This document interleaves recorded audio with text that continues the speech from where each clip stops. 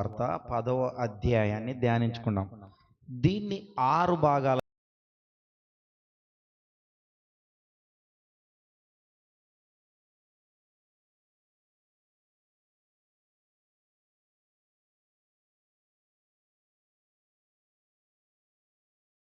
భాగం ఏంటంటే విడాకుల గురించిన బోధన.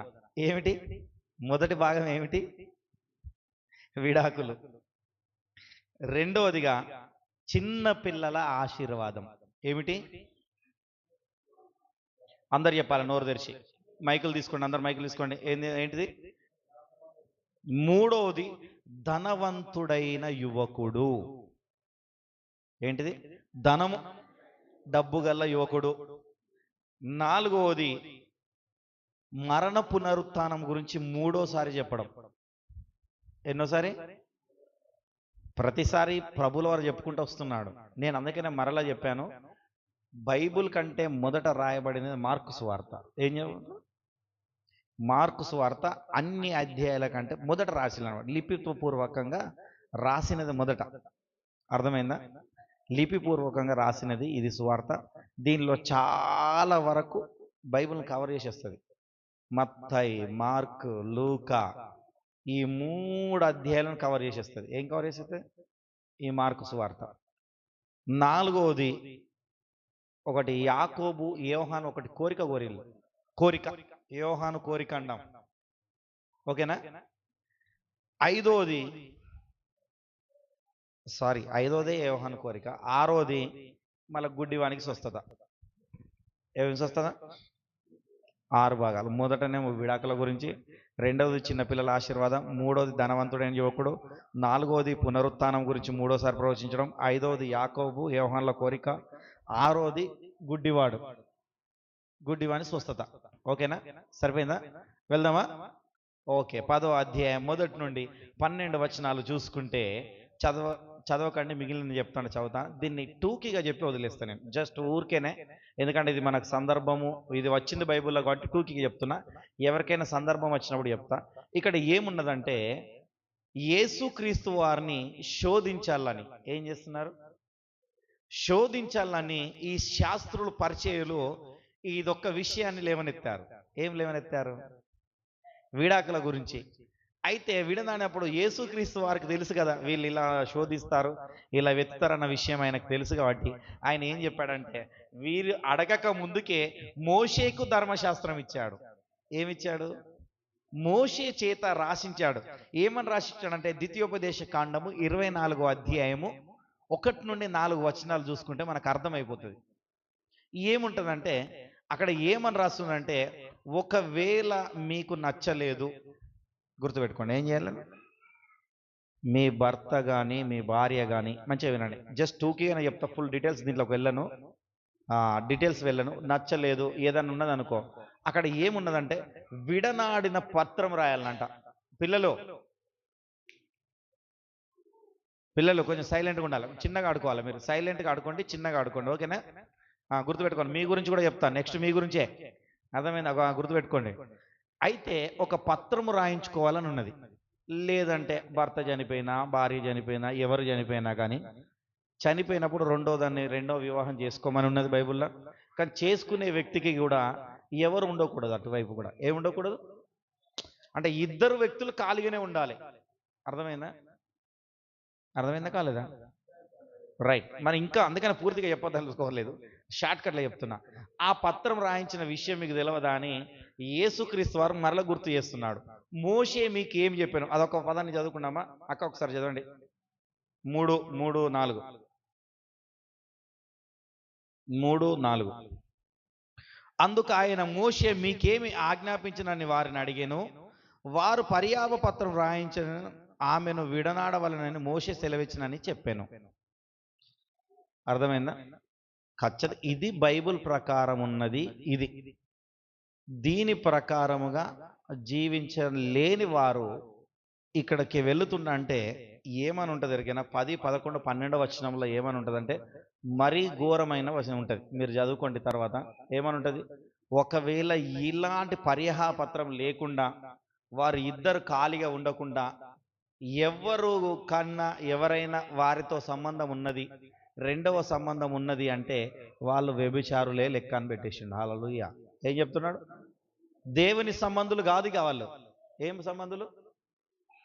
అర్థమైందా? ఇంకేమన్నా అర్థమయ్యేటట్టు కొంచెం డీటెయిల్ చెప్పమంటారా? చెప్పనా? ఇంకా కొంచెం డీటెయిల్ చెప్పమంటారా? సరే, ఒక్క ఉదాహరణ ఎగ్జాంపుల్ చెప్తా. నేను అమ్మగారు ఉన్నాం. ఎవరున్నాం? నేనున్నాం, మా అమ్మగారు ఉన్నాం. నేను మా అమ్మగారితో లొల్లి అయిందో ఏమైందో, కొంచెం వేరుంటానో ఎక్కడో ఉంటున్నా, 10 రోజులకు ఒకసారి, నెల రోజులకు ఒకసారి పోతానని నేను వేరే కాడ ఉంటాను. వేరే కాడ నేను ఉన్నప్పుడు నేను ఎవరినన్నా ఇంకొకరిని పెళ్లి చేసుకున్నాను అనుకో, నేను వారితో సహజీవనం గడిపించుకుంటూ అక్కడ ఉంది, ఇటు కూడా 10 రోజులకో నెల రోజులకు ఒకసారి వచ్చిపోతున్నాను అనుకో, అది దేని కిందకి వస్తుంది? లేదు, ఈమె లేదనుకోండి, ఒకవేళ ఈమె లేదు, ఓన్లీ పిల్లలే ఉన్నారు నాకు కనుక నేను అక్కడ మళ్ళీ చేసుకుంటే అది ఓకే. దేవునికి అది పర్యాపత్తం రాసుకుంటే అది ఓకే అంటున్నాడు దేవుడు. దాంట్లో అభ్యంతరం చెప్పట్లేదు. కానీ ఎవరి సైడ్ ఒకరు ఉన్నా కానీ అది ఏం చెప్తున్నాడు? వ్యభిచారం కింద ఇస్తున్నాడు. ఎందుకంటే వారు ఏమంటున్నారంటే ఏక శరీరులై ఉండురట. ఏమని ఉన్నది అక్కడ? ఒకసారి 9వ వచనంలో చూసుకున్నామా?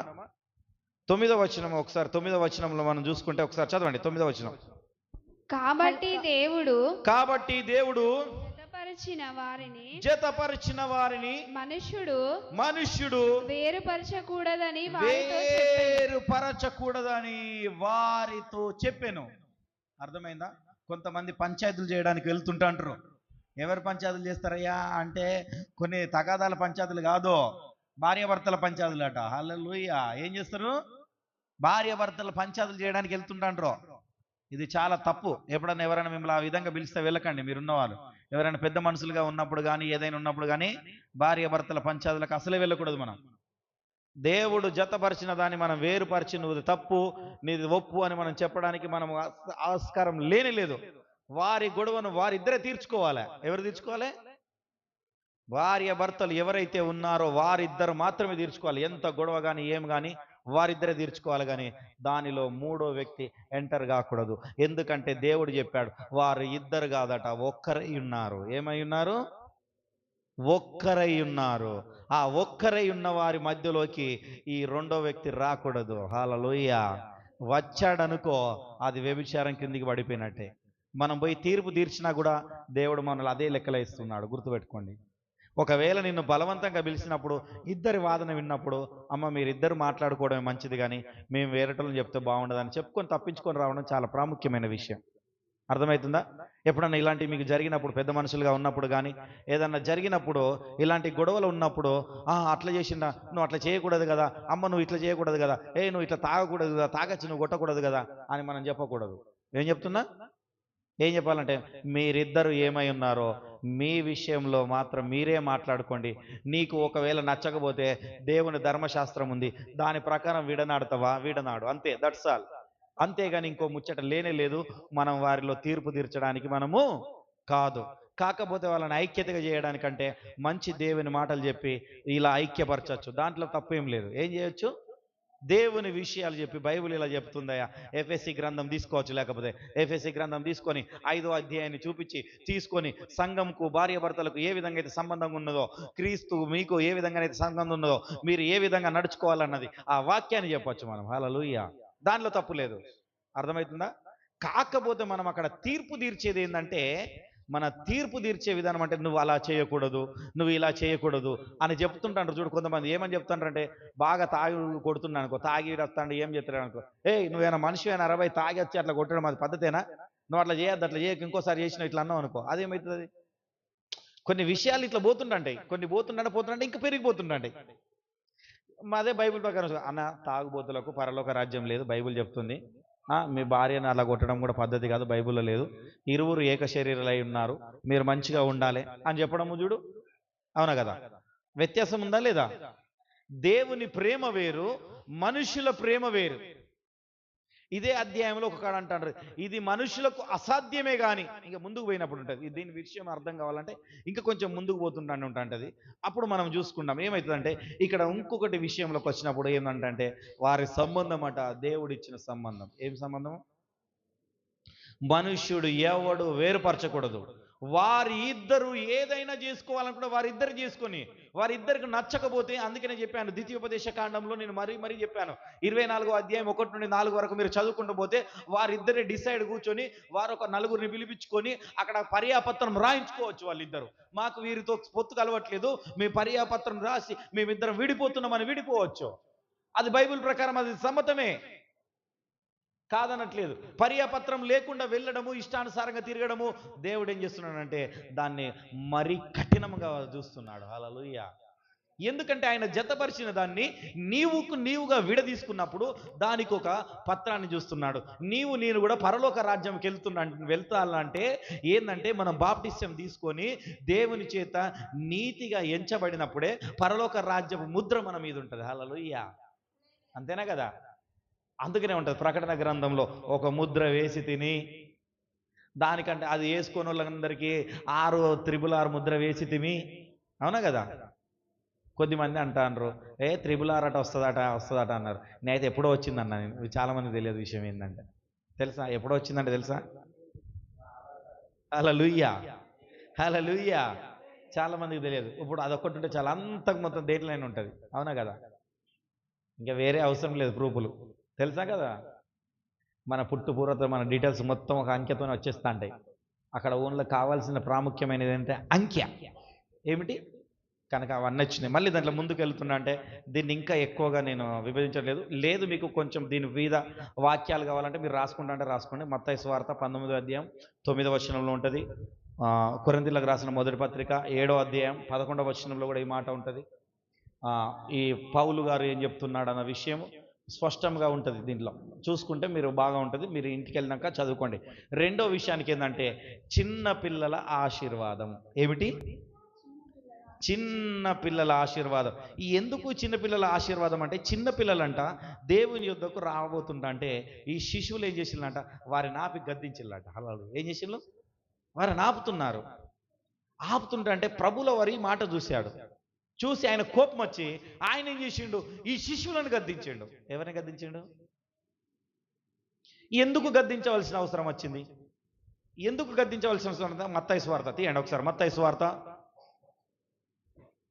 18వ అధ్యాయం 1 నుండి 4 వరకు చదువుకుందాం.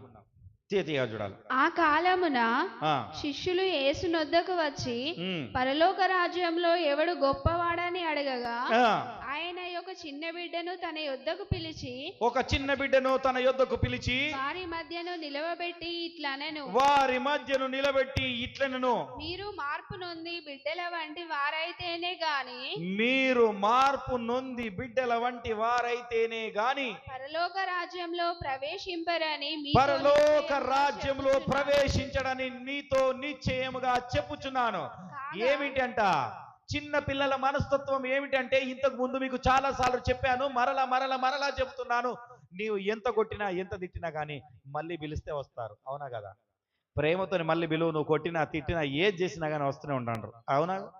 ఎంతమంది నమ్ముతారు? అవునా కదా? నేనైతే మా పిల్లల్ని ఎంత కొట్టినా కానీ మళ్ళీ నా దగ్గరికి వస్తారు. డాడీ అంటారు. డాడీ ఇది కొనియవా, డాడీ అది కొనియవా అంటారు. వాళ్ళ మమ్మీని అడగరు. మళ్ళీ వాళ్ళ మమ్మీ కొట్టదు, ఒక్క దెబ్బ కొట్టదు. కొట్టేది ఉంటే నేనే కొడతా. మళ్ళీ గుర్తుపెట్టుకోండి, అది బైబిల్ నియమం. అది కూడా బైబిల్ నియమమే. బెత్తం వాడకపోతే అది ఎవరు వాడాలా? తండ్రి వాడాలా.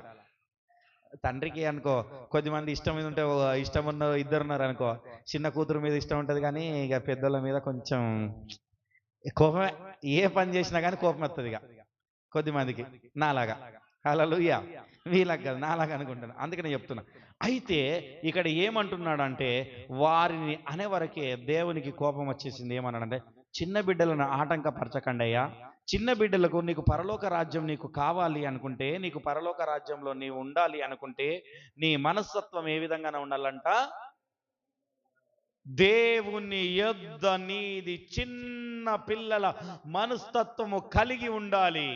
ఎందుకు కలిగి ఉండాలి అంటే, ఇప్పుడే నేను చెప్తాను ఎందుకు కలిగి ఉండాలంటే, దేవుడు నీకు ఏది చేసినా ఏది చేయకపోయినా దేవుడు ఏదో ఒక నాడు నీకు ఇస్తాడు అన్న నమ్మకం నీలో ఉండాలి. ఇప్పుడు సహోదరి మనకు చెప్పింది కదా, ఇక నువ్వు ఇయ్యకపోతే నాకు లేదన్నట్టే.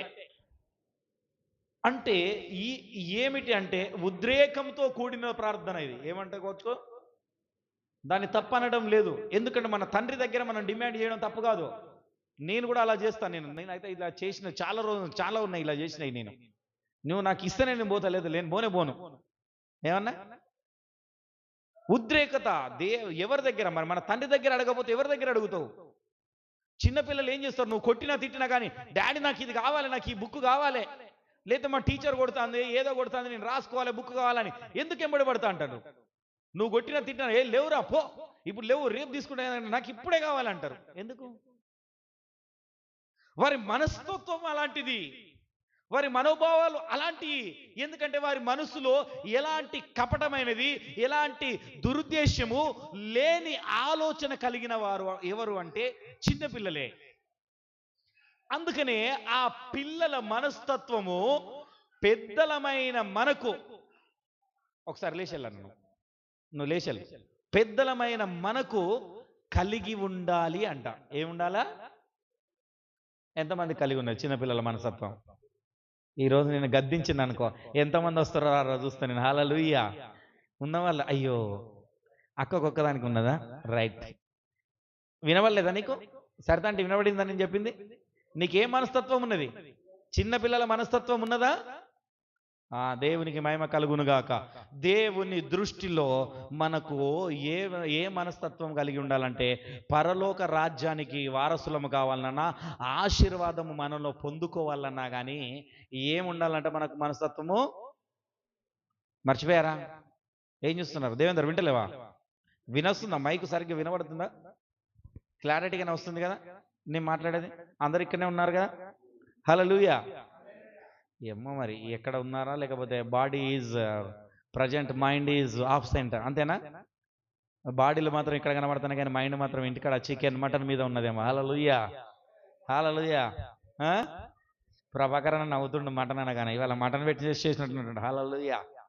అర్థమైందా? గుర్తుపెట్టుకోండి, మన మనస్తత్వము శిష్యులను అంటున్నాడు. అక్కడ ఏమంటున్నాడు అంటే, శిష్యులను గద్దించి ఏమంటున్నాడంటే 16వ వచనం చూసుకున్నాం. 10వ అధ్యాయం 16వ వచనం, మార్కు సువార్త 10వ అధ్యాయం 16వ వచనంలో, ఆ బిడ్డను ఎత్తుకొని కౌగలించుకొని వారి మీద చేతులుంచి ఆశీర్వదించెను. ఎప్పుడు ఎత్తుకుంటారమ్మా? నీవు నేను చిన్న పిల్లల మనస్తత్వం కలిగి దేవుని యొద్ద, దేవుడు నీకు ఆశీర్వాదం ఇచ్చినా ఇయ్యకపోయినా, నీకు డబ్బు ఇచ్చినా ధనం ఇచ్చినా ఇయ్యకపోయినా, నీవు ఆయననే పట్టుకొని ఉంటే, ఆయన ఇస్తాడన్న విషయం నమ్మకంతో నువ్వు ఉంటే, ఆయన నీ దగ్గరికి వచ్చి నిన్ను కౌగలించుకొని నిన్ను ఎత్తుకొని నిన్ను ఆశీర్వదిస్తాడు. అప్పుడు ఆశీర్వదించినప్పుడు ఎలాంటి మేలులు వస్తాయో తెలుసా? ఇక తెలుసు కదా. యాకోబు ఆశీర్వాదాలు మనం చూసాం కదా. ఎవరు? తండ్రి ఇస్సాకు ఆశీర్వదించినప్పుడు ఈయన ఏం చేసిండు? ఇంట్లో నుండి పారిపోయిండు. ఏం చేసిండు? ఆశీర్వాదాలు. దాని అన్న ఏషా వచ్చినప్పుడు ఒక్క ఆశీర్వాదం కూడా లేదా బిడ్డ? తండ్రి ఒక్క ఆశీర్వాదం మిగిలి లేదా?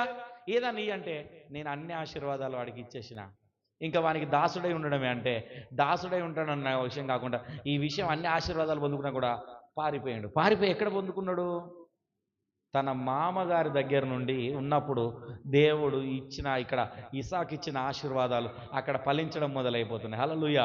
వచ్చేటప్పుడు వేల మందను పట్టుకొని తిరిగి వస్తున్నాడు ఎదురు రావడానికి. హల్లెలూయా. ఎందుకు మరి? ఆయన మనస్తత్వం ఏమిటి? మోసం చేశాడు, అక్కడ కాదనట్లేదు, బాధ పెట్టాడు, తల్లి చెప్పిన మాట విన్నాడు, ఎవరి యొక్క మాట విని అక్కడ ఏం చేశాడంటే ఏదో ఒకటి చేశాడు. కానీ వెళ్ళిన తర్వాత దేవుని యొద్దకు వచ్చినప్పుడు చిన్న పిల్లల మనస్తత్వం కలిగి ఉన్నాడు. అక్కడ ఏమున్నాడంటే దీన మనస్కుడై వారు ఏం చేసినా కానీ, వారి దగ్గర సేవ చేసుకుంటున్నాడు. అంతేనా కదా? ఒకరి ఇంటి దగ్గర పోయి కొన్ని సంవత్సరాలు వారికి ఊడికం చేసుకుంటున్నాడంటే ఎంత తగ్గింపు అయి ఉండాలి? ఇప్పుడు మనం వెళ్ళి ఎవరన్నా దగ్గర చేస్తామా? ఒక 4-5 రోజులు, వారం రోజులు ఎవరింటి దగ్గర పని చేసుకొని తగ్గింపు పని చేసుకొని వస్తామా? చూడండి, ఎవరైనా చేసి రాగలుగుతారా? మన సొంత ఇంటికి తప్పితే ఇంక వేరే ఇంటికి పోయి రాగలుగుతామా? చెప్పండి, వస్తారా ఎవరన్నా? అంటే ఎంత తగ్గింపు గుణం ఉండాలి, అవునా కదా మనుషులకి? అంటే ఆయన ఎంత తగ్గింపు గుణమై ఉన్నది. ఆయనని ఎంతో అవమానించవచ్చు. ఆయన కోరుకున్నది కూడా ఇవ్వలేదు. ఆయన ఫస్ట్ గుర్తుపెట్టుకోండి, ఏం చేశాడు? పెద్ద కూతురుని ఇచ్చేసాడు. పెద్ద కూతురు మంచిది కాదు, పెళ్ళి అవుతుందో కాదో, ఆయన కోరుకున్నది చిన్న కూతురు, అవునా కదా? ఏం చేశాడు? పెద్ద కూతురుని ఇచ్చాడు. మళ్ళీ ఏం చేశాడు? నాకు చిన్న కూతురు కావాలని మళ్ళీ ఊడికం చేశాడు, అవునా కదా? ఎంత ఓపిక అంటే ఆయనను ఎన్ని రకాలుగా వీళ్ళు బాధ పెట్టారు, అయినా కానీ అక్కడనే ఉన్నాడు. ఎందుకు? దేవుడు ఆశీర్వాదం ఆయనకి ఎప్పుడో ఒకసారి వస్తుందన్న విషయం ఈయనకు తెలుసు కాబట్టి అక్కడ ఎంతగా తగ్గించుకొని ఉన్నాడో, ఎంతగా అనగి మనగి తొక్కబడి ఉన్నాడో అంతగా దేవుడు లేపాడు. హల్లెలూయా. ఆయన ఇంటి నుండి బయటకు వచ్చినప్పుడు తన మామతో మాట్లాడిండు, ఏయ్ ఆయన జోలికి పోకు. ఏమన్నాడు? పోకన్నాడా పో అన్నాడా? హల్లెలూయా.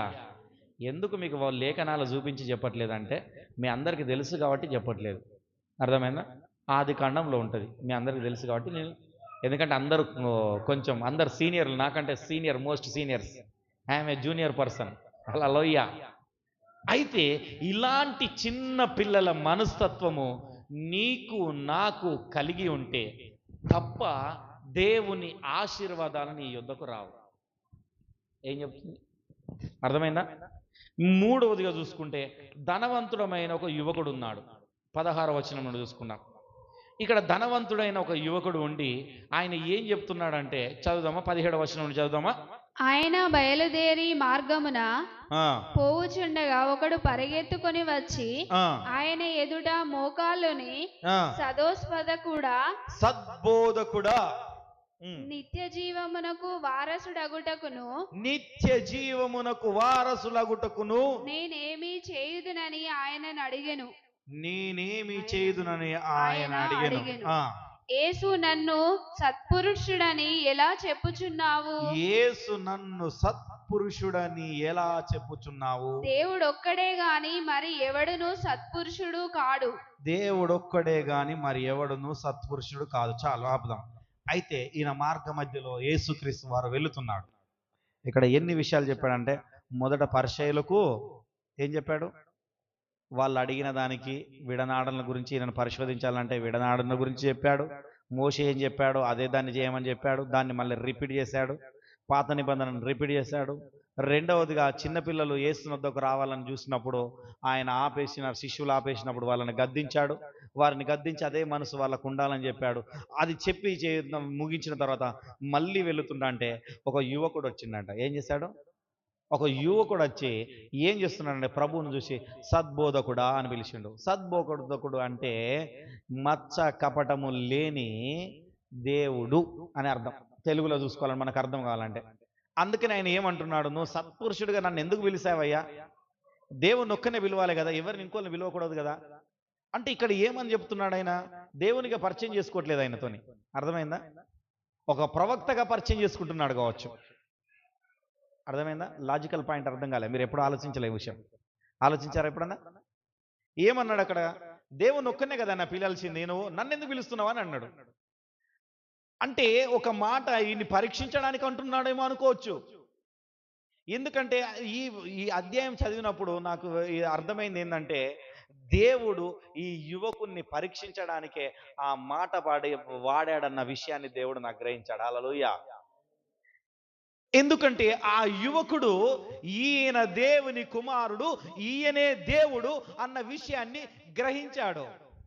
గ్రహించి ఏమంటున్నాడంటే, నీ రాజ్యంలోకి నేను ఉండడం అంటే ఏమి చేయాలా, ఏం చేయాలా అని అడుగుతున్నాడు. అప్పుడు మోషే మరి మీకు ఏం ఆజ్ఞాపించాడు? అప్పుడు మోషే ధర్మశాస్త్రాన్ని పట్టుకునేవాళ్ళు, యేసు ధర్మశాస్త్రం కాదు. అప్పుడు మోషే ధర్మశాస్త్రాన్ని పట్టుకున్నప్పుడు ఆయన ఏం చెప్తున్నాడంటే, నరహత్య చేయకూడదు.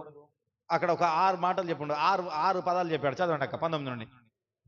నరహత్య చేయవద్దు, వ్యభిచరించవద్దు, దొంగలించవద్దు, అబద్ధ సాక్ష్యము పలకవద్దు, మోసపుచ్చవద్దు, నీ తల్లిదండ్రులను సన్మానింపుము అను ఆజ్ఞలు నీకు తెలియను గదా అని అతనితో చెప్పెను. అందుకతడు బోధకుడా బాల్యము నుండి ఇవన్నీ అనుసరించుచునే ఉంటినని చెప్పెను. హల్లెలూయా. ఏమని చెప్తుండు? నీకు మోషే చెప్పిన ధర్మశాస్త్రం ఆజ్ఞలు అని తెలుసుగా అంటే ఆయన ఏమన్నాడు? బోధకుడా నువ్వు చెప్పినది కరెక్టే, అవన్నీ నేను అనుసరిస్తున్నా. ఎప్పటి నుండి అనుసరిస్తుండంట? అబ్బో, బాలుడు నడవవలసిన త్రోవలో అని నడిపించుము, పెద్దగా అయిన తర్వాత తప్పిపోడు. అవునా కదా? నడవవలసిన త్రోవ అంటే ఏది? అర్థమైందా? దేవుని వాక్యములో ఎదగడం. నడవలసిన త్రోవ అంటే ఏమిటి? తల్లిదండ్రులతో దేవుణ్ణి కొనియాడడం. హల్లెలూయా. చాలా మంది ఏం చేస్తారంటే చెప్పనా, నాలాంటి వాళ్ళు ఉంటారు అనమాట. పిల్లల్ని తీసుకొని రారు. ఏం చేస్తారు? బాలుడు నడవలసిన త్రోవలు నడవాలంటే ఎక్కడ నడుస్తాడు? ఇక అర్థమైందా? మనతో పాటు మన పిల్లల్ని కూడా తీసుకొని వస్తేనే వారికి అర్థమైపోతుంది. ఎందుకు అంటే వేరే వాళ్ళు నేర్పిస్తున్నారు. ఏం నేర్పిస్తారు ఎవరికైనా? ఏ విధంగా దేవుణ్ణి స్తుతించాలి, ఏ విధంగా దండం పెట్టుకోవాలి, ఏ విధంగా కొనియాడాలి, ఏ విధంగా ఫాస్టింగ్ ఉండాలని వాళ్ళు దగ్గరుండి నేర్పిస్తూ ఉంటారు. తెలుసా? నేను ఒక చిన్న వీడియో చూశాను. చిన్న పిల్లగాడు ఎంత ఉంటాడంటే ఇంత, ఈ చిన్న పిల్ల అంత ఉంటుంది. ఇట్రాని ఎవరైనా ఒకరు ఇట్రాని, చిన్నపిల్లలు రాని, ఇట్రాని త్వరగా ఇట్రాని. ఏం చేస్తున్నారంటే ఈ చిన్న పిల్లవాడు పెద్దవాళ్ళు చేసినట్టుగానే దేవునికి చేస్తున్నాడు. పూజలు కానీ పురస్కారాలు కానీ. నేను ఒక వీడియో చూశాను, నాకు ఒక వీడియో పంపించాడు ఒక ఆయన. ఇంత ఉంటారు, ఇంత చిన్న ఈమెకంటే చిన్నగానే. ఇంత నువ్వే చిన్న ఉన్నావు అందరికంటే ఈమెనే చిన్నవనా? ఈమె చిన్నవనా? ఈమె కంటే ఒక గింత ఉంటాడు, ఇక్కడికి ఉంటాడు, చిన్నగా ఉన్నాడు. ఇంత ఈ చిన్నగా ఉన్నాడు, ఆడు చేస్తున్నా అంటే ఆ వీడియో ఎంత వైరల్ అయింది తెలుసా? చాలా వైరల్ అయింది. అంటే బాల్యము నుండి నడిపించవలసినది ఏ విధంగా నడిపించాలన్నది నడిపిస్తున్నాడు. ఈ యువకుడు ఏమంటున్నాడు? బాల్యము నుండే నేను ఇవన్నీ చేస్తున్నా. అయితే ఏం చెప్పిండు? ఆయన ఒక కఠినమైన మాట చెప్పాడు. ఎందుకు చెప్పాడంటే, ఇవన్నీ చేస్తున్నావు, నువ్వు నిత్య జీవానికి వారసుడు వేరా బాబు, మళ్ళీ ఎందుకు అడుగుతున్నావు అన్న విషయాన్ని అడిగి మళ్ళీ ఇంకొక కఠినమైన మనసు చేసిండు. ఏం చేసిండంటే, ఆయన ఆస్తిపరుడని చూసి మాట్లాడదు, ఓకేనా? మీరు వేరే ఉండాలి. ఆయన ఆస్తిపరుడని చూసి ఏం చేశాడంటే, నీ ఆస్తిని అమ్మి ఏమని చెప్తాడు? కూర్చోండి కింద కూర్చోవాలి, దూరం కూర్చోవాలి. అందరు మీరు నలుగురు వేరు కూర్చోవాలి, ఒక దగ్గర కూర్చోవద్దు. ఒక దగ్గర కూర్చుంటే నేను కొడతా, అర్థమైందా? నేను కొడతా, మందే చెప్తాను. ఒక దగ్గర కూర్చోవద్దు, నలుగురు వేరు కూర్చోవాలి. గుర్తుపెట్టుకోండి. అయితే ఈయన వాళ్ళని ఎరిగి ఏమంటున్నాడంటే, నీ ఆస్తిని అమ్మి బీదలకు ఇచ్చే అన్నాడు. ఏమని చెప్పిండు? మరి ఇంకా కఠినంగా చెప్పేసిండు ఆయన. ఆ మాటకు ఏం చేశాడంటే చిన్నబుచ్చుకున్నాడట, మొహం చిన్నబుచ్చుకొని వెళ్ళిండు అన్న పదం ఉంటుంది చూడండి ఒకసారి, ఉన్నదా లేదా? 26 అది ఎక్కడ ఉంటుందంటే, చదువుతుంట అతడు 22 అతడు మిక్కిలి ఆస్తి గలవాడు గనక ఆ మాటకు ముఖం చిన్నబుచ్చుకొని దుఃఖపడుచు వెళ్ళిపోయాను. అబ్బా, అప్పుడు ఏం చేసినట? దుఃఖపడుతూ వెళ్ళిపోయాను. దాని కిందకి ఇప్పుడు ప్రాముఖ్యమైన విషయం వస్తుంది. చదవండి. అప్పుడు యేసు చుట్టుపక్కల చూసి ఆస్తి గలవారు దేవుని రాజ్యంలో ప్రవేశించుట ఎంతో దుర్లభమని తన శిష్యులతో చెప్పెను. ఆయన మాటలకు శిష్యులు విస్మయం ఉంది. అందుకు యేసు తిరిగి వారితో ఇట్లా నేను పిల్లలారా తమ ఆస్తి యందు నమ్మిక ఉంచు వారు దేవుని రాజ్యంలో ప్రవేశించుట ఎంతో దుర్లభము. ధనవంతుడు దేవుని రాజ్యంలో ప్రవేశించుట కంటే ఒంటె సూది పెచ్చంలో దూరుట సులభము. అబ్బాబాబా, ఎంత మాట చెప్పాడు చూసినా దేవుడు. శిష్యులు అడుగుతున్నాడు, ఆయన చింజబుచ్చుకొని వెళ్ళిపోయినప్పుడు అవి తాగెట్టి కదా, అవి తీసుకోండి, పిల్లల దగ్గర తీసుకోండి. హల్లెలూయా. అయితే ఈ ఆస్తిపరులు ఆయన వాడు చూసి ఆయనను దేవుడు పరీక్షిస్తున్నాడు. ఏం చేస్తున్నాడు?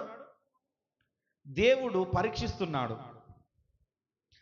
ఏమని పరీక్షిస్తున్నాడంటే, ఈయన నిన్న నేడు నిరంతరం మారవు అని అపకాలలో చెదరని వాడు. చెప్పట్లు కొడదాం.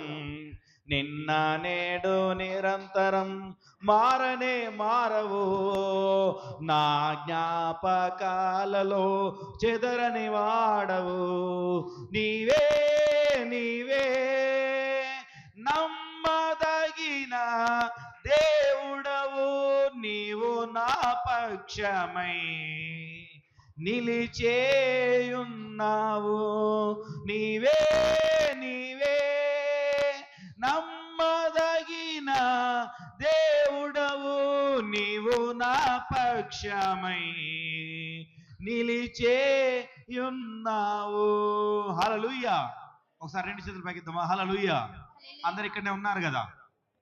అయితే ఆ మాటను మళ్ళీ ఏమంటున్నాడు, ఆ చిన్న గుచ్చుకొని ఆ యువకుడు వెళ్ళిపోయినప్పుడు శిష్యులు ఆయన యొద్దకు వచ్చి ఏమని అంటున్నారు తెలుసా? ప్రభువా, దీని భావం ఏమిటి, దీని అర్థం ఏమిటి? ఆయనను అడిగినప్పుడు, అన్ని మైకులు ఆఫ్ చేయాలి, మైకులు సౌండ్ వస్తుంది, ఆఫ్ చేయండి, మీరు అవసరం ఉన్నప్పుడే మాట్లాడండి. అయితే ఆయన అడిగినప్పుడు ఆయన ఏం చెప్తున్నాడంటే, ధనవంతుని కాంట ఏముంటదంట? గర్వం ఉంటది. హల్లెలూయా. దేవుడు దయ్యం గుర్తురాదు. డబ్బు ఎక్కువ ఉన్నప్పుడు ఆ డబ్బుతోని కళ్ళని పొరలు పట్టిపోతాయి. అర్థమైందా? చాలా మంది తెలుసా తెలియదా? కొంచెం డబ్బు ఉంటే ఎవరు కొద్దిమంది ఆగరు. అందుకని ఆయన ఏమంటున్నాడంటే, అలా ధనాన్ని నీకు ఇష్టం వచ్చినట్టుగా వాడు సంపాదించుకొని వాడు ఉన్నాడు కరెక్టే, వాడు ఆజ్ఞలు ప్రవహిస్తున్నాడు కరెక్టే, కానీ వాడు దేవునికి ఇష్టంగా బ్రతకట్లేదని చెప్పి ఏం చెప్తున్నాడంటే, ధనవంతులు ఎంత దుర్బలంగా ఉంటారో తెలుసా? ఎందుకు అంటే మా దగ్గర డబ్బు ఉన్నది అన్న గర్వము వారిలో కనబడుతున్నది. నేను చాలా మందిలో చూస్తుంటా. హల్లెలూయా. నేను ఎక్కడికైతే వెళ్తానో, నేను వెళ్ళిన దగ్గర ఎవరైనా డబ్బు ఉన్న వాళ్ళ గర్వాన్ని నేను చూస్తుంటంట. నాకు తెలుసు వాళ్ళకి ఆ గర్వం ఉంటే నాకే గర్వం ఉండాలో నాకు ఆ గర్వం ఉంటుంది. హల్లెలూయా. మళ్ళీ ఒక దారిలోకి తెచ్చుకుంటా నేను. హల్లెలూయా. అట్లా ఉంటది. అయితే ఇలాంటి వాళ్ళ గురించి శిష్యులు ఆయనను అడగగానే శిష్యులు ఏం చెప్తున్నారంటే, ధనవంతుడు ఇష్టానుసారంగా జీవించి దేవుణ్ణి కూడా కొనుక్కోవాలని చూసుకుంటాడు కనుక అలాంటి ఆ ధనవంతుడు నా రాజ్యములో ఉండటానికి ఎంతో దుర్భరం, వాడు ఉండలేడు. వాడు అర్థమైందా? లాజర్ను చూసుకున్నామా? అవునా కదా? లాజర్ కథ అందరికి తెలుసు కదా. తెలుసా తెలియదా? ఒక ధనవంతుడు ఉండేను, లాజర్ ఉండేను. లూకా సువార్తలో ఉంటది. తిద్దామా? మరి చదివానా? అవసరం లేదా? చెప్దామంటారా? లూకా సువార్త 18వ అధ్యాయంలో చూసుకుంటే మనం చూసుకుంటాం. హల్లెలూయా. రేబా షక్కారాల 16వ అధ్యాయంలో ఉంటుంది. 16వ అధ్యాయం 19 నుండి ఉంటుంది. అంతేనా? 16వ అధ్యాయమే 19 నుండి అనుకుంటా. ఒకసారి చూడండి లూకా సువార్త. ధనవంతుడు ఒకడుండెను. ధనవంతుడు ఒకడుండెను. అతడు ఊదా రంగు బట్టలు సన్నపు నార వస్త్రమును ధరించుకొని మంచి ప్రతిదినము బహుగా సుఖించు. ప్రతిదినం అంట మంచి మంచి బట్టలు వేసుకొని. చాలు sister, okay, praise the lord. అయితే ప్రతిదినము మంచి బట్టలు వేసుకొని సుఖ సంతోషాలతో ఉంటాడు. ఆయనకి ఇక దేవుడు ఏం గుర్తొస్తాడు? ఎందుకంటే ఏది చేయాలన్నా, ఎటు పోవాలన్నా మంచిగా ఏసీ కార్లు తీసుకుంటారు, మంచి మంచి సూట్ బూట్ మొత్తం వేసుకుంటాండ్రు, అది వేసుకుంటారు అంటారు. ఎక్కడన్నా పూజలు పురస్కారాలు పెట్టినా 1,00,000 2,00,000 ఇట్లా పడేస్తారు. పూజ వాడు చేస్తాడు, నెమ్మదిగా అయిపోయిన తర్వాత వచ్చి కూర్చుంటాం, ఇలా కూర్చుంటాం, అంతే. ఏముంటది? అందుకని యేసుక్రీస్తు అంటున్నాడు, వారు పరలోక రాజ్యంలో ప్రవేశించడం ఉండదు. ఎందుకంటే వారు డబ్బును చూసుకొని ఆ గర్విష్ఠుడిగా తిరుగుతున్నారు. కానీ వాళ్ళు నా వైపు చూడట్లేదు, దేవుని వైపు చూడట్లేదు. డబ్బు సంపాదించుకోవద్దని దేవుడు అంటలేదు. సంపాదించుకో, డబ్బు నువ్వు ఎంతనన్నా సంపాదించుకో, నువ్వు ఎంత ధనము సంపాదించుకున్నా కానీ యేసుకు మాత్రం అది చాటి రాదు. హల్లెలూయా. అందుకని ఒక భక్తుడు మంచిగా పాట పాడాడు. కోట్లు కోట్లుగా ధనము ఉండినను అది నీకు చాటి గాగలదా నా బంగారమా యేసయ్యా, నా ఆస్తి నా యేసయ్యా. చూసావా? ఇది రాసింది మంచి ధనవంతుడే. ఆయన కూడా అంట, పాస్టర్ గురించి నేను ఒకసారి విన్నప్పుడు ఏమన్నాడంటే, ఆయన కట్ట మస్తు ధనమాట, కాలు కింద పెట్టే అంత కూడా లేదంట. సర్వెంట్స్ బోలు దొమేటోళ్ళు ఒకరు, ఇంటికాడ వంట వండేటోళ్ళు ఒకరు, బట్టలు విండేటోళ్ళు ఒకరు. అర్థమైందా? ఈయన క్యాలీ రెడీ ఉన్నదని తినడం మొత్తం ఎక్కడ పోయిన ధనవంతుడే. కానీ ఒకరోజు భయంకరమైన రోగం వచ్చిందంట ఆయనకు. హల్లెలూయా. ఎన్ని లక్షలు కాదు కోట్లు ఖర్చు పెట్టారు. ఆనాడు కరోనాలో కొంతమంది ఎంత, ఒక ఆయన అయితే 8 కోట్లు ఖర్చు పెట్టిండంట. హల్లెలూయా. ఎన్ని కోట్లు ఖర్చు పెట్టిండు? 8 కోట్లు ఖర్చు పెట్టిండు, కానీ ప్రాణం దక్కలే. అర్థమైందా? మనం ఒక్క రూపాయి ఖర్చు పెట్టకుండా ఇప్పుడు సజీవంగా దేవుని లెక్కలు ఉన్నాం. హల్లెలూయా. ఎందుకు అంటే ధనము కంటే ముందుగాల దేవునికి నువ్వు ప్రిఫరెన్స్ ఇస్తున్నావు. హల్లెలూయా. ఆ ధనము నీ దగ్గరికి ఎప్పుడు రావాలని ఆయనకు తెలుసు. నీకు నడుచుకుంటూ వెతుక్కుంటూ వస్తుంది నిన్ను. హల్లెలూయా. నీకు ధనము కావాలని నువ్వు ధనాన్ని గురించి పరిగెత్తకు. అందుకని ఇక్కడ చెప్తున్నాడు, ఇంకా పోతున్నాడు ఇంకొక మాట ఉంటుంది అక్కడ, మళ్ళీ తర్వాత ఈ విషయం చెప్తున్నా అంటాడు. చదువుదామా? వెళ్ళండి, చదవండి, కంటిన్యూ. అయితే 18 నుండి చదువుతాం. 18 నుండి. పేతురు ఇదిగో, సరే ఇంకొకటి చిన్న లింక్ ఇవ్వలేదు, దీన్ని ఇవ్వలేదు కదా, ఇంకా అప్పుడు సిస్టర్ చదువుతాండే. అయితే ఏమంటున్నాడంటే, ఈ ధనవంతుడు దూరడం కంటే ఒంటె ఉన్నది కదా, ఒంటె పెద్దగా ఉన్నది, సూది బెత్తం అంటే అప్పుడు యూదులు ఏం చేసేదంటే, ఇటు చూడండి కిటికీ ఉన్నదా, ఇటు చూడండి, ఇది చూడండి, ఒక ఇంత ఉంటుంది, ఇగో ఇక్కడ వరకు ఇట్లా ఇట్లా ఉంది ఇక కిటికీ, ఇంత ఒక డోర్ చేసేది అనమాట, ఇక్కడ వరకు ఇంత, ఇది ఉండదు, ఇగో ఇంత ఈ కిటికీ ఒక డోర్ ఉండేది అనమాట. రాజుల కాలంలో ఇలా ఒక డోర్ ఉండేది. ఈ డోర్లో ఒంటే పడుతుందా? దీన్ని సూది బెత్తమని వాడేటోళ్ళు. ఏమని వాడేటోళ్ళు వీళ్ళు అంటే ఇది ఉండదు అనుకోండి, ఇది మొత్తం ఇంత ఉంటుంది ఖాళీగా. అయితే సాయంత్రం కాలం అయిపోయినట్టు అంటే వీళ్ళు వ్యాపారాలకి ఎక్కడికి వెళ్ళినా ఎక్కడి నుండి వెళ్ళినా కానీ సాయంకాలం అయిందంటే వాళ్ళు ఈ ఏరియాకు రాకుండా ఉండడానికి పెద్ద పెద్ద గోడలు కట్టుకొని ఇట్లా డోర్ వేసేసేటోళ్ళు, మూసేసేటోళ్ళు. ఎక్కడైనా మన రాజుల కోటలకు పోయినప్పుడు చూసినప్పుడు చూడండి, ఇట్లా ఉంటుంది. మన కిలవరంగల్ కోటకు ఉన్నప్పుడు పెద్ద పెద్ద డోర్లు ఉంటాయి, అవి ఇట్లా మూసి ఉంటాయి, దానికి ఇట్లా చిన్న డోర్ ఉంటుంది. అర్థమైందా? ఎందుకంటే ఎవరన్నా ఉన్నప్పుడు వచ్చినప్పుడు వాళ్ళ పశువులు దాంట్లోకి వెళ్ళి ఈగుకుంటూ పోవాలి. ఏం చేయాలి? మనుషులు దాంట్లోకి వెళ్ళి ఈగిపోవాలి. ఎందుకంటే శత్రువులు సామ్రాజ్యం రాకుండా ఈక్కుంటూ వచ్చినప్పుడు వాడు శత్రువు అనుకో వాళ్ళు చంపేయడానికి వీళ్ళకి అవకాశం ఉండే, అందుకని చిన్నది చేసుకునేది అనమాట. మరి వాళ్ళ మనుషులు అనుకో బయట ఉంటే శత్రువులు ఏమైనా చేస్తారేమో కదా, అందుకని లోపలికి రావాలి కదా, అందుకని చిన్న ద్వారం పెట్టుకునేటోళ్ళు. దాన్ని సూది బెత్తం అనేవాళ్ళు. దారం అంటే సూది బెత్తం అంటే మనం గుట్టుకునే సూది కాదు. అర్థమైందా? కన్ఫ్యూజ్ కాకండి. అలాంటి దానిలో ఉండేది. అయితే దానిలోను ఆ ఒంటెను దూరించడం మేలు కానీ వాడు పరలోక రాజ్యం రావడం మంచిది కాదని చెప్తున్నాడు దేవుడు. హల్లెలూయా. ఒంటెనేమో మనకంటే ఇంత పొడుగుంటుంది, మనుషులైతే దాంట్లో దూరుతారు కానీ ఒంటె ఎక్కడ దూరుతుందా? కానీ అప్పుడు ఒంటెలకు ట్రైనింగ్ ఇచ్చేదట వాడికి అట్లా దూరడానికి. అయితే ఆయన ఆ మాటను గుర్తు చేస్తున్నాడు. ఏం చేస్తున్నాడు? ఆ ఒంటెనన్నా సులువుగా దాంట్లోకి వెళ్తుందేమో, దానికి ట్రైనింగ్ ఇస్తే మంచిగా ఉంటే, కానీ మీరు మాత్రం పరలోక రాజ్యానికి రారయ్యా. మీరు ఎందుకంటే ఎప్పుడు చూడు ధనం మీద పడి ఉంటున్నారు, ఆ ధనం మీదే పడి ఉంటున్నారు. అందుకని ఆయన ముందుకు వచ్చినప్పుడు అంటాడు, పేతురు అంటాడు 18వ వచనం ఉన్నప్పుడు ఈ మాట చెప్పగానే పేతురు గుండె నొచ్చుకున్నది కావచ్చు. పేతురుకు బాగా బాధ అనిపించిందో ఏమనిపించిందో, అందుకని పేతురు ఒక మాట అంటాడు. చెప్పండి, చదవండి. అందుకు వారు అత్యధికముగా ఆశ్చర్యపడి, అట్లయితే ఎవడు రక్షణ పొందగలడని ఆయన్ను అడిగిరి. యేసు వారిని చూచి, ఇది మనుషులకు అసాధ్యమే గాని దేవునికి అసాధ్యము కాదు, దేవునికి సమస్తము సాధ్యమే అనెను. పేతురు, ఇదిగో మేము సమస్తమును విడిచిపెట్టి నిన్ను వెంబడించమని ఆయనతో చెప్పసాగాను. అందుకు యేసు ఇట్లా, నేను నా నిమిత్తము సువార్త నిమిత్తము ఇంటినైనను అన్నదమ్ములనైనను అక్క చెల్లెలైనను తల్లిదండ్రులనైనను పిల్లలనైనను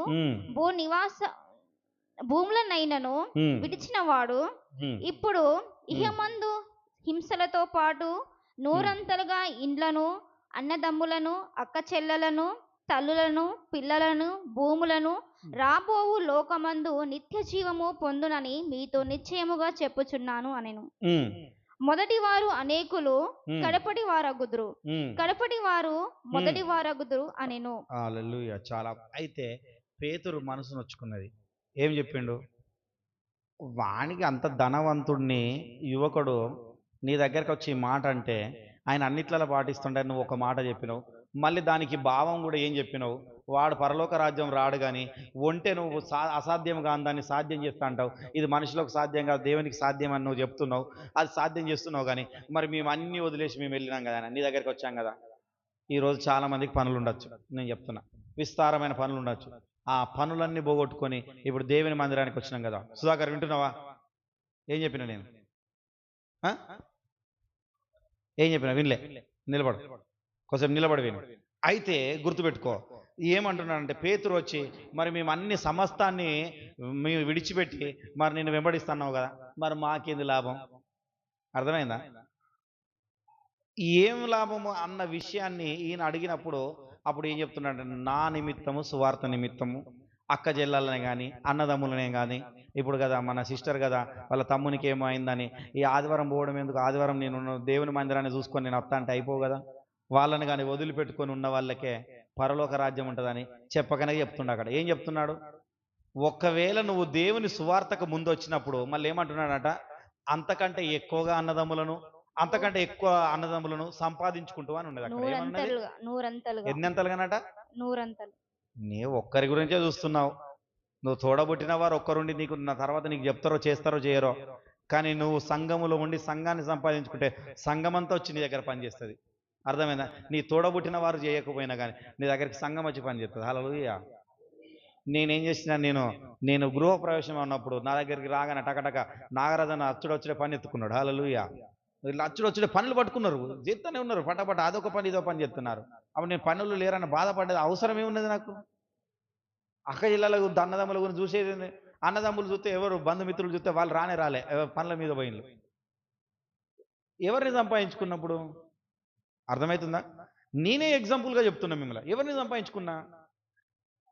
అంతకంటే ఎక్కువ మంచిని సంపాదించుకున్నా. అర్థమైందా? పరలోక రాజ్యంకు సంబంధించిన మనుషులను సంపాదించుకున్నా, పరలోక రాజ్య అన్నదమ్ములను సంపాదించుకున్నప్పుడు అవన్నీ మనకాట నూరంతలుగా అనుగ్రహించబడతాయి అట. దేవుడు అంటున్నాడు. కొంతమంది దేవునికి ఎప్పుడు ఏమంటున్నాడు? నేను అంటున్నాడు, పేతురు నీవు దేవుని సువార్తకై నువ్వు అందరినీ వదులుకొని మొదట నాకు ప్రిఫరెన్స్ ఇచ్చావు కనుక నీకు ఇవన్నీ నూరంతలుగా నీకు ఇస్తా అని చెప్తున్నాడు. హల్లెలూయా. చూసినా ఎందుకు ఆ మాట చెప్పవలసి వచ్చింది? పేతురు ఆ మాట ఏంటంటే యువకుని విషయంలో మాట్లాడినప్పుడు పేతురు మనసు నొచ్చుకున్నది. ఎవరి మనసు నొచ్చుకున్నది? నేను కూడా మంచి ఆస్తిపరుణ్ణే, నేను కూడా వదిలేసుకొని వచ్చాను, చేపలు పట్టేటోని, నేను మంచిగా సంపాదించటోని, నాకు సొంతగా ఒక పడవనే ఉన్నది. ఏమున్నాయి అక్కడ? సొంత పడవ ఉన్నదంటే ఆయన ఉన్నోడా లేనోడా అన్నట్ట. అంతేనా కదా? ఇప్పుడు ఎంతైనా కానీ ఈ కాలంలో ఒక పడవ కొనాలన్నా చాలా పైసలు అవుతాయి. ఎవరికైనా పడవ కొనుక్కున్న వాళ్ళకు ఇప్పుడు వెహికల్, సొంతగా పెద్ద వెహికల్ ఉన్నదంటే ఆయన ఉన్నోడు అన్నట్టే కదా. ఓ 10 లక్షలు 20 లక్షలు ఇప్పుడు ఒక వెహికల్ ఉన్నది అనుకోండి, ఒక ఉన్నదంటే ఉన్నట్టుగా అప్పుడు అది కూడా అంతే విలువైనది. అప్పుడు ఇప్పుడు ఆయన కూడా ఉన్నాయనే. మరి నేను ఉన్నోడే కదా, నేను అవన్నీ వదిలేసుకొని నీ గురించి వచ్చినా కదా, మరి నాకేంటి ప్రయోజనం అసలైంది అన్న విషయాన్ని నేను అడుగుతున్నాడు. అర్థమైందా? నీవు నేను కూడా దేవునికి ముందు ప్రిఫరెన్స్ ఇచ్చి నీకు ఏ బాధ ఉన్నదో ఏది ఉన్నదో అవన్నీ నువ్వు వదిలేసుకొని మొదట దేవుని మందిరానికి, దేవుని సువార్త గురించి నీవు ప్రిఫరెన్స్ ఇస్తే ఇవన్నీ నూరంతలుగా నువ్వు పొందుకుంటావట. హల్లెలూయా, హల్లెలూయా, హల్లెలూయా. ఏమంటున్నాడు? నూరంతలుగా పొందుకుంటావు అన్నాడు. నూరంతలుగా పొందుకుంటాను అని చెప్పాగానే అప్పుడు ఏమంటున్నారంటే మళ్ళీ ఈ మాట చెప్తూనే మళ్ళీ ఒక మాట చెప్తున్నాడంటే, మనుష్య కుమారుడు అన్యజనుల చేతికి అప్పగింపబడి, మళ్ళీ పునరుత్థానం మూడోసారి ఇక్కడ గుర్తు చేస్తున్నాడు. ఉమ్మేస్తారట. ఏమని ఉన్నది ఒకసారి చదువుదామా? కొంచెం ముందుకెళ్ళి చదువుదాం. హల్లెలూయా. మనుష్య కుమారుడు ప్రధాన యాజకులను శాస్త్రులను అప్పగించబడను. వారు ఆయనను మరణశిక్ష విధించి ఆయనను అన్యజనులకు అప్పగించిరి. వారు ఆయనను అపహరించి ఆయన మీద ఉమ్మి వేసి కొరడాలతో ఆయనను కొట్టి చంపెదరు.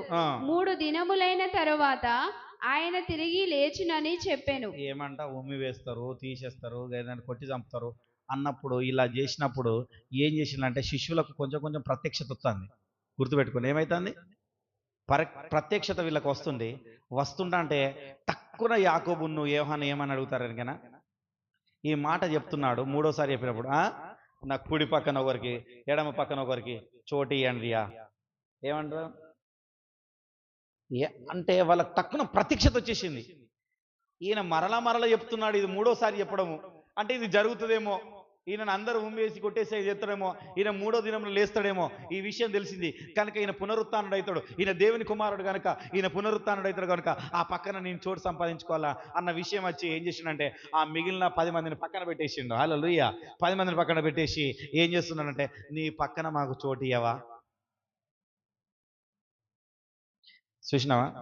చాలా మంది ఈ విషయాన్ని గ్రహించలేక మనం కష్టాల్లో పడుతున్నాం. ఇక ఓపెన్ చెప్పాలంటే ఏమిటి? దేవుని పక్కన చోటు సంపాదించుకోవాలన్న ఆతృత లేక నీవు బాధపడుతున్నావు. ఆయనను అడిగితే ఈ ఆతృతగా వీళ్ళు అడిగితే ఆయన ఏమన్నాడు తెలుసా? యేసుక్రీస్తు వారు ఏమన్నారు తెలుసా? ఒకసారి ముందుకెళ్దాం సిస్టర్, అట్లనే వెళ్దాం. 40 చదవండి.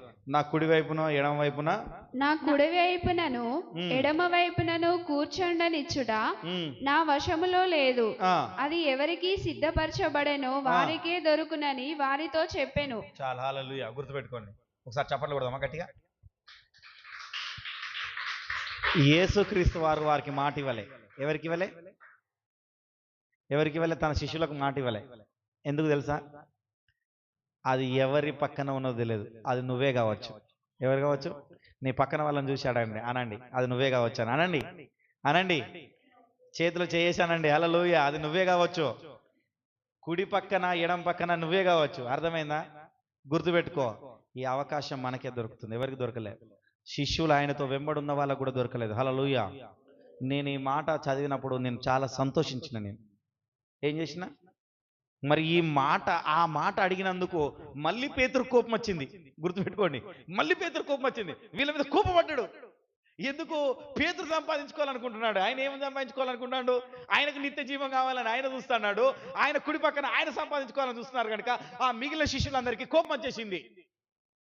ఉన్నదా లేదా అక్కడ? కోపపడి తక్కిన వారికి కోపం వచ్చి, హల్లెలూయా.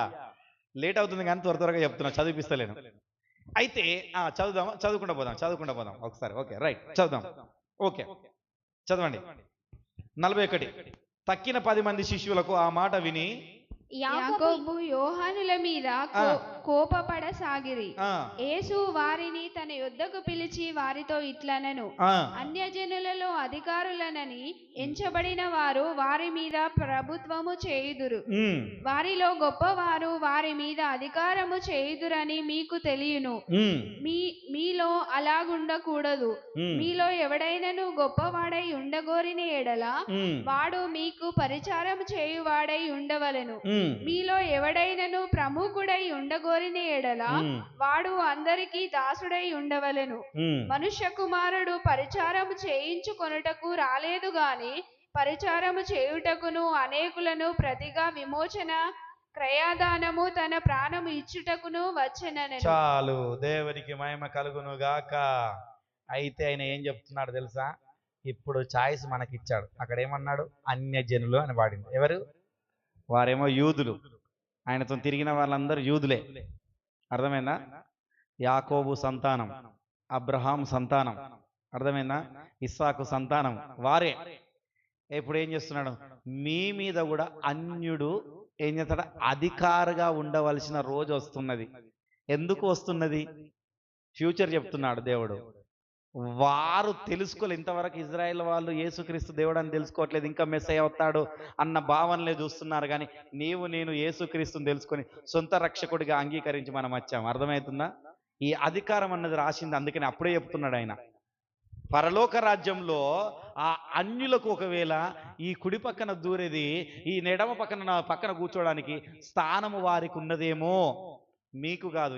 ఎందుకంటే ఆయనకు తెలుసు కదా, ఫ్యూచర్ తెలుసు కదా. తెలుసా తెలియదా? అయ్యో, భూత భౌత వర్తమాన కాలమున ఉన్నవాడు ఆయనే కదా. ప్రకటన గ్రంథం. మీరు బైబిల్ చదవడానికి చాలా వెనకాడుతున్నారు. అందుకని బైబిల్ కూడా స్పష్టంగా చదువుతలేరు. బైబిల్ ఒక్క అక్షరం కూడా పోకుండా చదవాలి. హల్లెలూయా.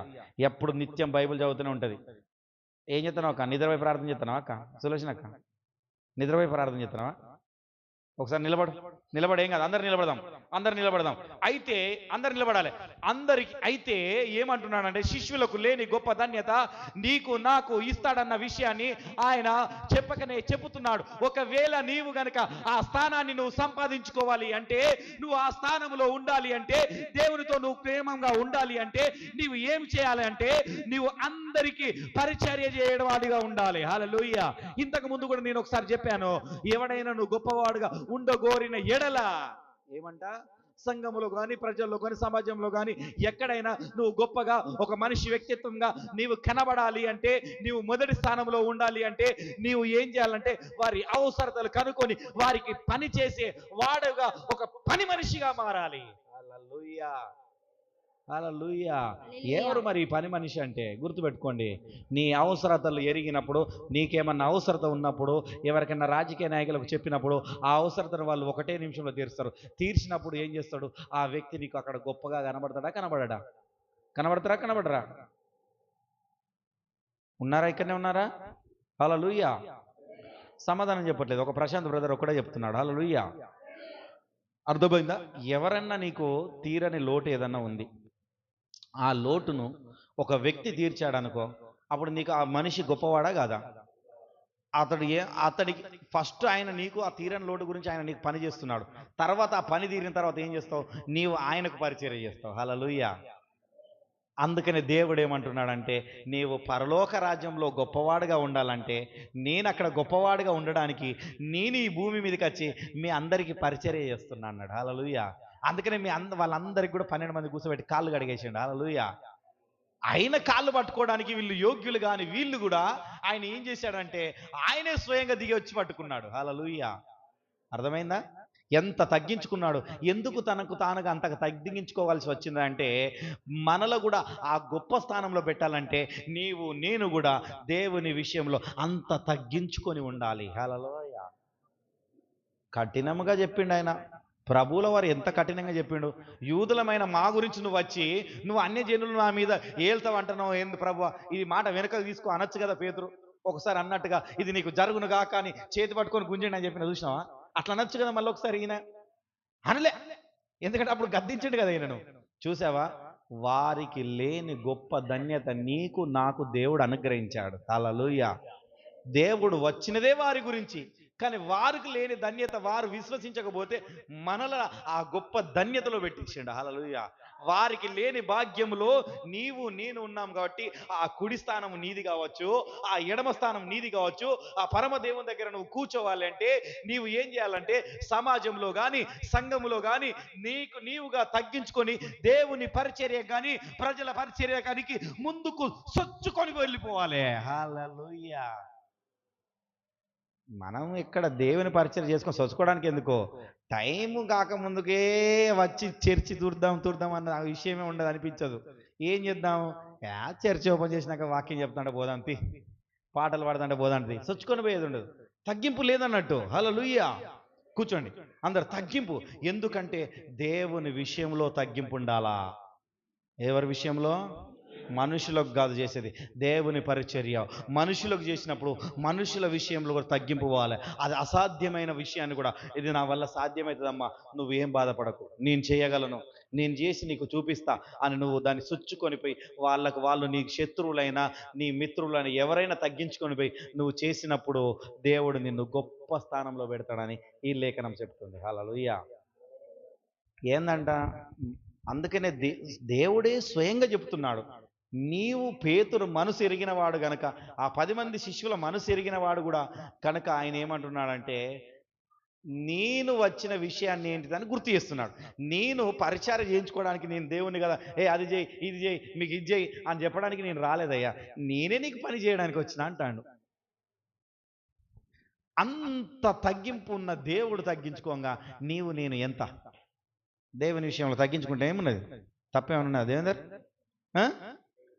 నీవు పరలోక రాజ్యంలో గొప్పవాడిగా ఉండి ఆయన కుడి స్థానాన్ని ఎడమ స్థానాన్ని నువ్వు సంపాదించుకోవాలంటే ఆయన విషయంలో చాలా తగ్గింపు కలిగి ఉండాలి. నీ సహోదరుల విషయంలో తగ్గింపు కలిగి ఉండాలి. హల్లెలూయా. దాని తర్వాత అది అయిపోయిన తర్వాత ఈ 6వ మాటకు వెళ్తున్నాడు. ఆయన మళ్ళీ ప్రయాణమే వెళ్తున్నాడు. అంటే చూడండి, చదువుదామా? వారు యెరికో పట్టణముకు వచ్చిరి. ఆయన తన శిష్యులతోనూ బహుజన సమూహముతోనూ యెరికో నుండి బయలుదేరి వచ్చుచుండగా తీమాయి కుమారుడగు బర్తియాయి అను గ్రుడ్డి భిక్షకుడు త్రోవ పక్కన కూర్చుండెను. ఈయన నజరేయుడైన యేసు అని వాడు విని, దావీదు కుమారుడా యేసు, నన్ను కరుణించమని కేకలు వేయుచు మొదలు పెట్టాను. ఏందంట? నజరేయుడైన యేసు అని ఆయన విన్నాడు పేరు. గుర్తుపెట్టుకో. ఎవరు విన్నారు? గుడ్డివాడు. కానీ ఆయన పిలిచిన పిలిపింటిది దావీదు కుమారుడా అంటున్నాడు. మరి ఈయనకి ఎట్లా తెలుసు గుడ్డివానికి? మర్మం చెప్తా, దీంట్లో చిన్న మర్మం చెప్తా, మీరు వేసుకోండి. అక్కడ ఉన్న వాళ్ళు పరలోక రాజ్యం పోరు, మరి ఇక్కడ ఉన్న వాళ్ళు పరలోక రాజ్యం ఎందుకు పోతారు?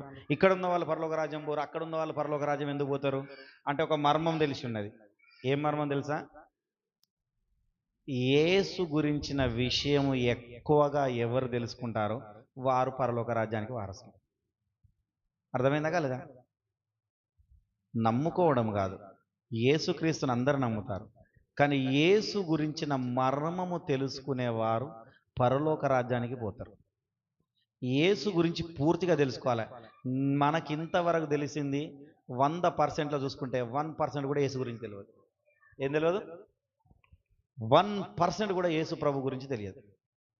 ఈ క్రైస్తవ సమాజంలో నాకు అన్ని తెలుసుగా మేము పోతాం అనుకుంటాను అన్న వాళ్ళకు కూడా చెప్తా నేను, మంటే మీకు తెలిస్తే మంటే నేను చెప్తున్నా 10% తెలుసు అనుకుంటాను వాళ్ళకు, అంతకంటే ఎక్కువ తెలియదు. ఇక ఇంకా 90% తెలుసుకునే వరకు వాళ్ళ జీవితమే కాకపోతుంది, ముగిసిపోతుంది. హల్లెలూయా. అందుకనే నిత్యము చదివే పుస్తకం ఏమైనా ఉన్నది అంటే పరిశుద్ధ గ్రంథం ఒకటే. హల్లెలూయా. దానిలో చదువుతుంటే ఒక్కొక్క పదానికి ఒక 1000 ఏళ్ల చరిత్ర ఉన్నది. ఏమున్నది? ఈయనకు తెలుసు, ఈ గుడ్డివానికి ఏం తెలుసు అంటే, ఆయన విన్నదేమో నజరేడైన యేసు అనే మాట విన్నాడు.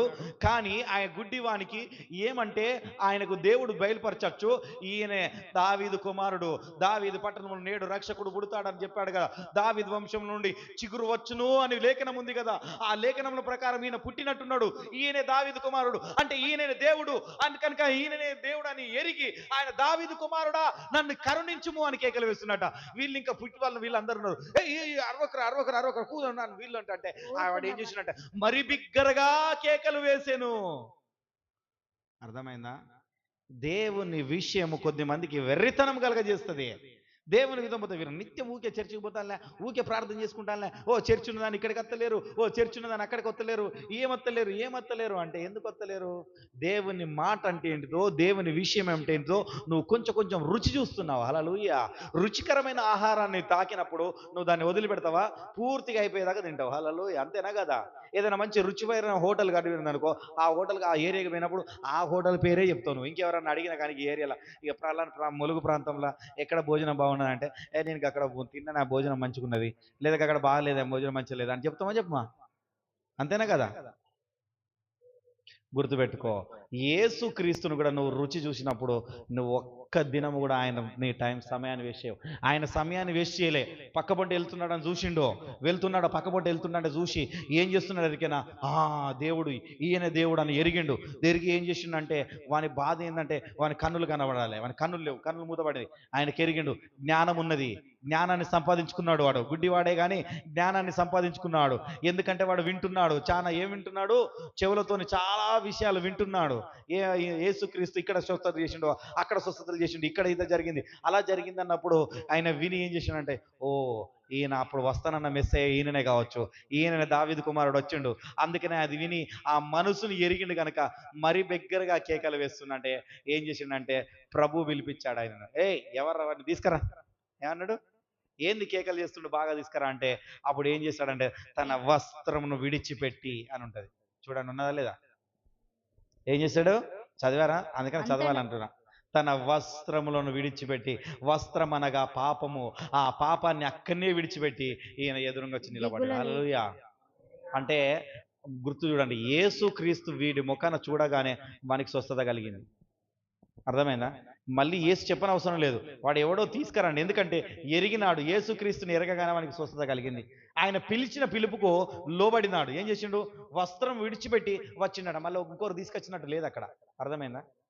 తీసుకొచ్చిన తర్వాత కూడా మళ్ళీ వాడు ఏమంటున్నాడు అంటే, నీ బాధ ఏందిరా బాబు అని అడిగినప్పుడు నా కన్నులు కావాలి ఏమంటున్నాడు? మనం అక్కడి నుండి ఇక్కడికి వచ్చినప్పుడు కనబడ్డది కదా, అంటే వానికి ప్రత్యక్షత రాలే. ఏం రాలేదు? వస్త్రంలో వదిలేసి ఉన్నాడని ఉన్నది అక్కడ, ఉన్నదా లేదా? ఒకసారి చదువుతాం మీకు అర్థమైతే. చదవండి. అంతటా వాడు బట్టను పారవేసి దిగ్గున లేచి యేసు నొద్దకు వచ్చాను. యేసు, నేను నీకేమి చెయ్యగోరుచున్నానని వారిని అడగగా ఆ గుడ్డివాడు, బోధకుడా, నాకు దృష్టి కలగజేయమని ఆయనతో అనెను. అందుకు యేసు, నీవు వెళ్ళుము, నీ విశ్వాసము నిన్ను స్వస్థపరచునని చెప్పెను. వెంటనే వాడు త్రోవను ఆయన వెంట చూపు పొందెను. ఏమంట? పిలిచినప్పుడే ఈయన దగ్గరికి వచ్చిండు, అప్పుడే సగం చూపు వచ్చేసింది. మళ్ళీ ఏమంటున్నాడంటే, నేనేం చేయాలయ్యా నీకు? మళ్ళీ అడుగుతున్నాడు. దేవుణ్ణి ఎరుగుతున్నామా అన్నది, దేవుని గురించి ఎంతగా తెలుసుకుంటున్నాం అన్నది ఈ వచనం ప్రాముఖ్యమైనది. ఏమిటి? ఇతడు తెలుసుకున్నాడు. ఏం తెలుసుకున్నాడు? వాళ్ళందరూ నజరేడైన యేసు అని చెప్పారు, కానీ ఈయన పిలిచిన పిలుపు దావీదు కుమారుడు అని పిలిచాడు. మరి బిగ్గరగా కేకలు వేశారు ఆయనకు వినబడాలని. ఎందుకంటే వెళ్ళిపోవద్దని. నీవు ఏదైనా ప్రార్థన చేసినప్పుడు నీవు ఆయనను అడుగుతున్నావంటే అది నువ్వు ఖచ్చితంగా పొందుకుంటావు, అది నీకు ఖచ్చితంగా అనుగ్రహించబడుతుంది. That's all 100%. కానీ ఏ విధముగా అడగాలన్న విషయాన్ని తెలుసుకున్న వాళ్ళే ప్రాముఖ్యమైన వాళ్ళు. అందుకనే ప్రార్థన మీకు అన్నిసార్లు నేర్పించాను, 2 సార్లు నేర్పించానండి. ఏ విషయంలో అడగాలి అన్నది చాలా ప్రాముఖ్యమైనది. అందుకనే వాడు ఏం చేసిండు? ఊరుకుండురా బాబు అంటే ఇంకా మరి బిగ్గరగా కేకలు ఎత్తున్నాడు. బిగ్గరగా కేకలేసినప్పుడు ఆయన వినిద్దా ఏం కావాలి ఇప్పుడు చెప్పిగా, నేనెవరో తెలుసుకున్నావు కదా, నేను దావీదు కుమారుని తెలుసుకున్నావు, దావీదు వంశంలో చిగురు పుట్టునన్న విషయాన్ని నువ్వు బాగా తెలుసుకున్నావు. ఇప్పుడు నేనేంటో నీకు తెలుసు కదా, ఇప్పుడు నీకేం కావాలి? నా కనులు. సరే కదా, ముట్టిండి, నీ విశ్వాసం నిన్ను ముట్టింది, పో కథం వెంబడిస్తూనే ఉన్నాడు. ఎవరిని వెంబడిస్తున్నారు? ఎన్నో మీ జీవితంలో ఎన్నో అద్భుత కార్యాలు ఎన్నో జరగచ్చు, అయినా నువ్వు ఎంతగా వెంబడిస్తున్నావు అన్న విషయం చాలా ప్రాముఖ్యమైనది. వెంబడించడము చాలా ప్రాముఖ్యమైనది. వెంబడిస్తున్నాం అనుకుంటాము కానీ వెంబడించలేము. ఈ ఈ అధ్యాయం మొత్తం మనకు ఏం నేర్పిస్తుందంటే దేవుని రాజ్య నియమాలు ఒకటి నేర్పిస్తుంది, రెండోది శిష్యరికం నేర్పిస్తుంది. అవునా కదా? వెంబడించడం అంటే ఏమిటి? శిష్యరికమే కదా. చాలా మంది వెంబడించలేరు. కొంతమంది చాలా మంది పాస్టర్ని వెంబడించారు, కొంతమంది పాస్టర్ని వెంబడిస్తారు. అర్థమైందా? మన బ్రదర్ కూడా పాస్టర్ని వెంబడించి అట్లా అన్నట్టుగా గుర్తుపెట్టుకో. ఇది ఏంటంటే ఈ వెంబడించేటప్పుడు నువ్వు ఎవరినైతే వెంబడిస్తున్నావో ఈ వెంబడించేటప్పుడు నీకు జ్ఞానం చాలా విలువైనది. ఏమిటిది? మంచి తెలివిలో ఆలోచించే జ్ఞానం ఉన్నది. ఈ గుడ్డివాడికి కూడా ఉన్నది. అవునా కదా? ఈ గుడ్డివాడికి ఉండి నజరేయుడు అంటే ఈయన దావీదు కుమారుడు అని ఎరిగి ఆయన ఏం చేసిండంటే ఈయనే దేవుడు అని ఆయనను చూసి వెంబడించండి. హల్లెలూయా. ఎందుకంటే ఈయన ద్వారానే నాకు జరుగుతుంది, రాజ్యం అవుతుంది అన్న విషయాన్ని ఎరిగిండు కనుక ఏమవుతుందంటే ఇక్కడ ఆయన త్యాగాన్ని గుర్తు చేస్తున్నాడు. ఏం చేస్తున్నాడు? అంతేనా కదా? ఆయన జరగబోయే త్యాగాన్ని ఎప్పుడైతే చెప్పిండో ఆ త్యాగాన్ని ఈయన గుర్తు చేసుకుంటా గుడ్డివాడు. మనము కూడా మన కనులకు ఇన్నాళ్ళు గుడ్డితనం కలిగినదేమో. ఏం కలిగింది? కలిగిందా? సుధాకర్ అయితే మస్తు ఆలోచిస్తాడు. హల్లెలూయా. గుర్తుపెట్టుకో, మనకు గుడ్డితనం కలిగిందేమో.